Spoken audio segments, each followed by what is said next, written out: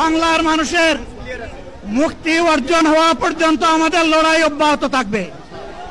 বলছিলাম, জামাতে ইসলামী যদি আল্লাহর ইচ্ছা এবং জনগণের ভালোবাসায় বাংলাদেশের মানুষের সেবা করার সুযোগ পায়, তাহলে মালিক হবে না, সেবক হবে ইনশাআল্লাহ।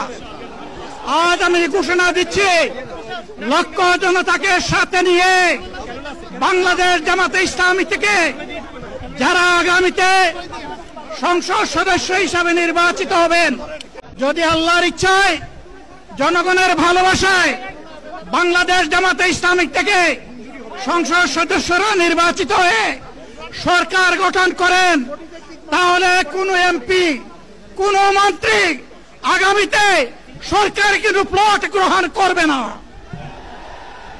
কোন এমপি এবং কোন মন্ত্রী ট্যাক্সবিহীন কোন গাড়ি চড়বে না।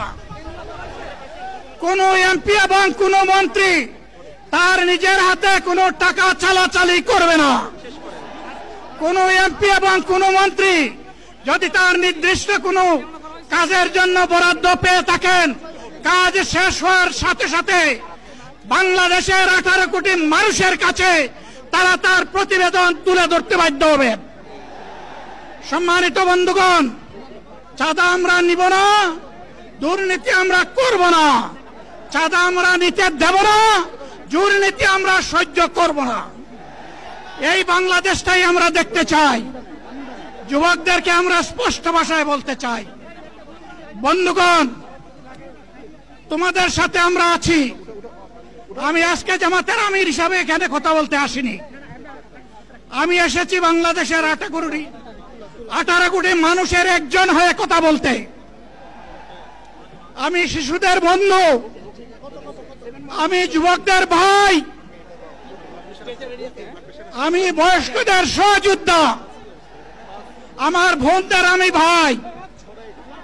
সুতরাং তাদের মুক্তির জন্যই আমি দায়িত্ব নিয়ে আজকে এখানে দাঁড়িয়েছিলাম। আল্লাহর ইচ্ছা, শরীর আমাকে সাময়িকভাবে সহযোগিতা করে নাই।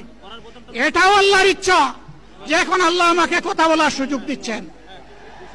আমি বলতে চাই, বাংলাদেশের নির্দিষ্ট কোন শ্রেণীর মুক্তির জন্য আমাদের এই লড়াই নয়।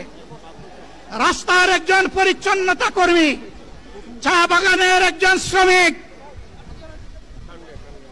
রক্ত পানি করে ঘাম জড়ানো আমার একজন রিক্সা চালক ভাই মাঠে ময়দানে বাংলাদেশের মানুষের মুখে যারা এক মুঠো ভাত তুলে দিতে চায়, আমার সেই